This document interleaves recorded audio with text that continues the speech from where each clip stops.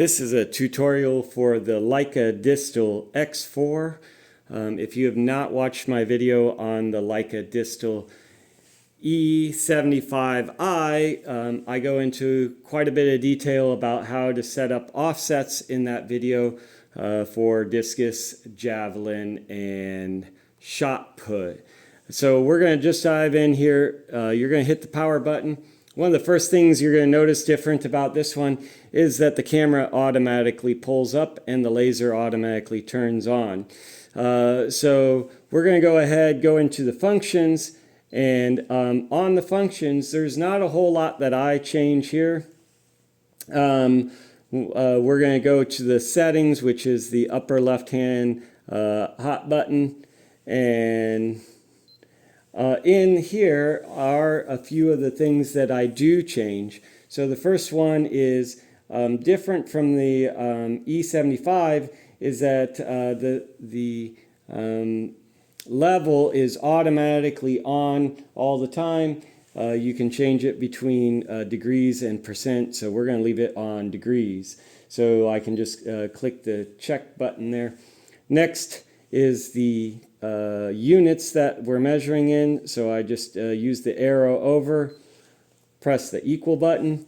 If it is defaulted, meaning coming from the factory, it's probably going to be set on the inches. We're going to be measuring everything in track and field in meters and centimeters. Avoid the temptation to go to this millimeter, because we want to measure the nearer lesser centimeter. So by defaulting or going to this one, that's going to do that. So I can either hit the equal button or I could hit the check button. Continuing on, the next feature that we really want to pay attention to is our offset button. I have this one set up already for our discus ring, and as you can see, the discus ring is normally 1.25, so it was off by a centimeter, and so you can change that by using the up and down arrows or the side to side arrows to get to the offset that you need. You can also scroll all the way over on this one. A little bit different than the E75i is that you can either you scroll over to change the plus and minus here versus having a plus and minus symbol on the keypad.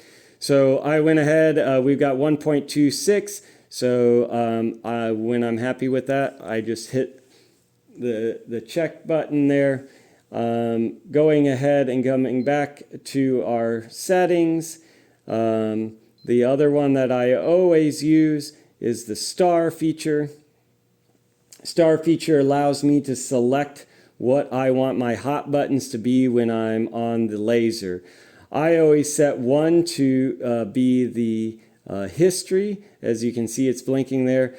The other one I set is the true straight line distance using the triangulation method. And so in order to select that, example, if I wanted to make this the left hand one, I would just scroll over to it and press and hold it.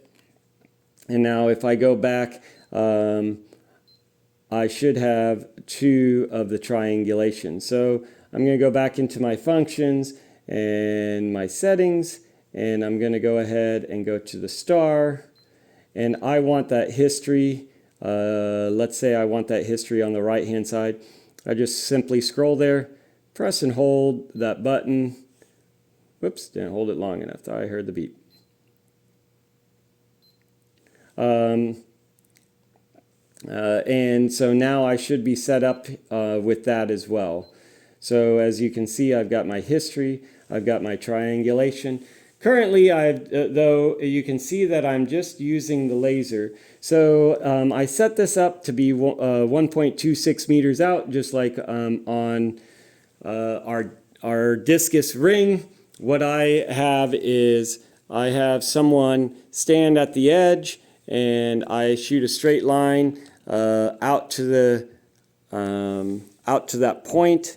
So you can see there, I just have somebody hold it at the edge of the ring, and I go ahead and I make my reflectors where they're level, so at the top. So basically at this point this should be equaling 0. So I'm going to go ahead and press it, and it's saying the distance is 0.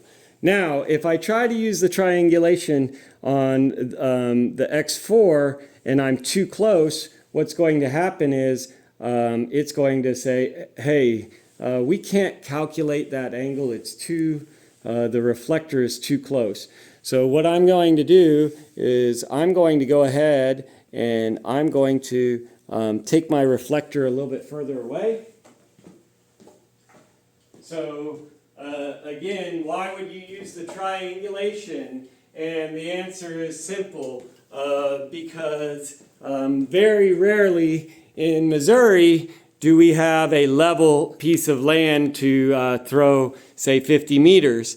So now I've got my, my reflector out there. Let's say I'm 40 meters out. What happens is I come in and I find my target.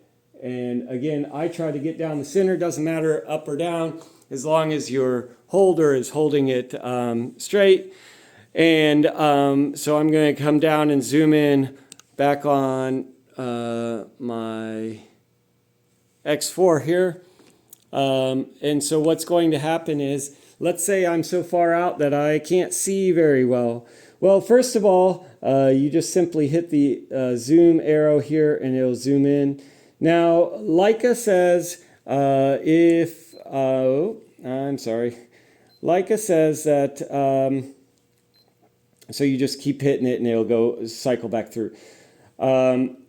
That if your dot is not in the center, it's because of the curvature of the glass. You should be going with the laser as the point.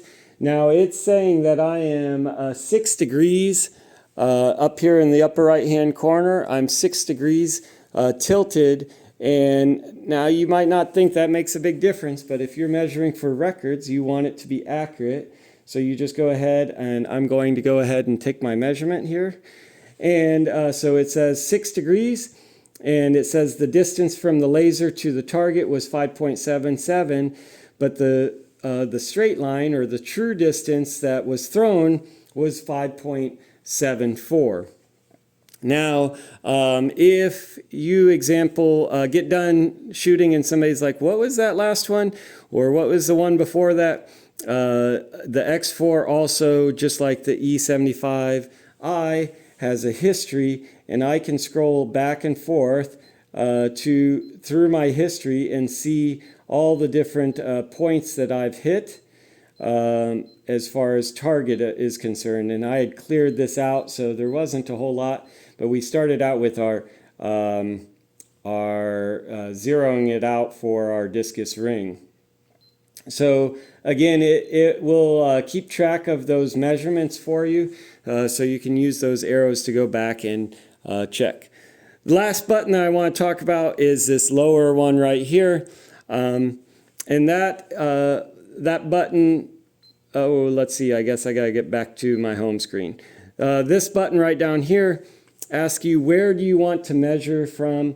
It defaults to the back. I always use that as the default because I'm going to be doing my own manual offsets anyways, so it doesn't matter, because anytime you turn the laser off, it's going to go back to this default one. So I just go ahead and build it in with that so that I know where that true zero is. So again, that's pretty much the whole thing in a nutshell. To turn off the laser, you just simply press and hold the power button.